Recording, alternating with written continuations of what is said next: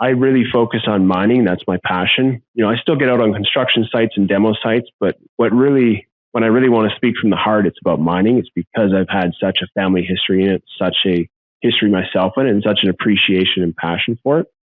So I really like to, focus on the mining industry, but society as a whole, if we were to jump back a decade or two, a lot of legacy mining, especially in BC, didn't have the same reclamation standards, same environmental standards as modern day mining. So like 2000s and onward does.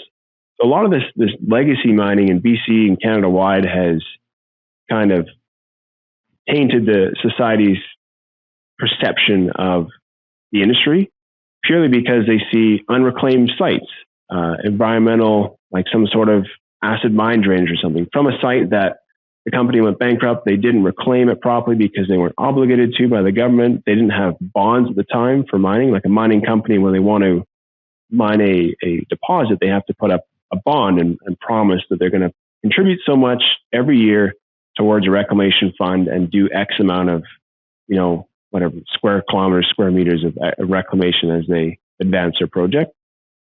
But that wasn't the case back in, 20s, 30s, 40s, even up in, 60s and 70s. So we have a lot of these legacy projects really distorting society's perception of what mining is. So that hasn't really helped with the fact that modern day mining is really struggling with getting a project, so a resource, you have just an ore body in the ground from discovery to a producing mine. We all need the metals that these mines produce, whether it's for the electric vehicle shift, whether it's for just sustaining society at a baseline level. Like we need aggregate, we need metallurgical coal, we need gold, we need silver, uranium, we need oil. All that plays into society really doesn't understand what the mining industry does. And I think that's because of the legacy mining distorting their perception of mining, and B, because mining companies in the past have typically hidden. They don't really like to put themselves out there, and rightfully so. The public wasn't receptive to it. But what that's now created is these mining companies have hidden for so long, and now they're kind of reeling back and going, whoa, no one understands us. Like, we're actually really good stewards of the land. We're really good employers. And here's the awesome raw materials we produce.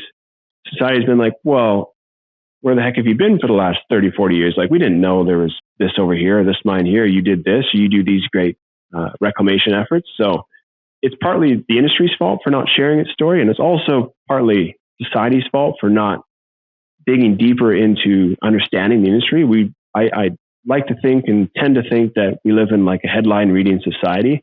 A lot of people read the first little paragraph of the news article, and that's their kind of their opinion of coal mining, their opinion of gold mining from there on out.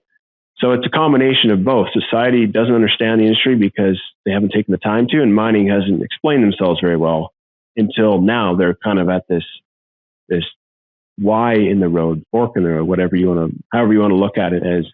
Okay, if we want to continue operating as an industry, we need to show our story, because nowadays, what I call the social license to operate. So mining companies have to put in permits, they have to put in bonds and everything to get their project off the ground into production.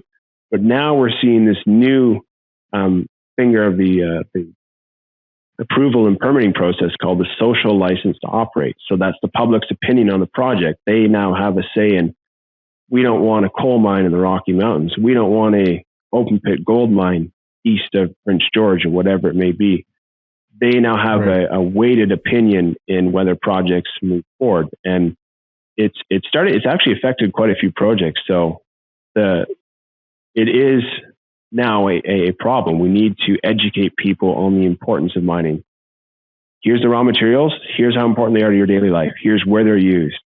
Here's how this mining company operates. They treat their people well. They're great stewards of the land. Here's the reclamation they do.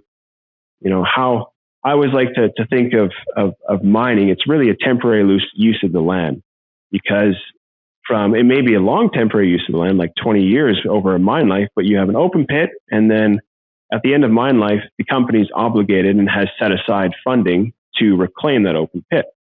So what I look at it as is, how different is a open pit mine or infrastructure to mine than a large city or a large solar farm?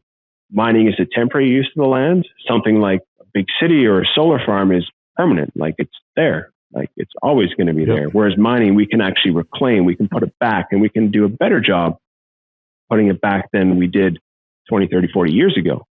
So long kind of answer to your question, but at a base level, the industry hasn't shared itself enough for people to understand who they are and what they do, how they do it.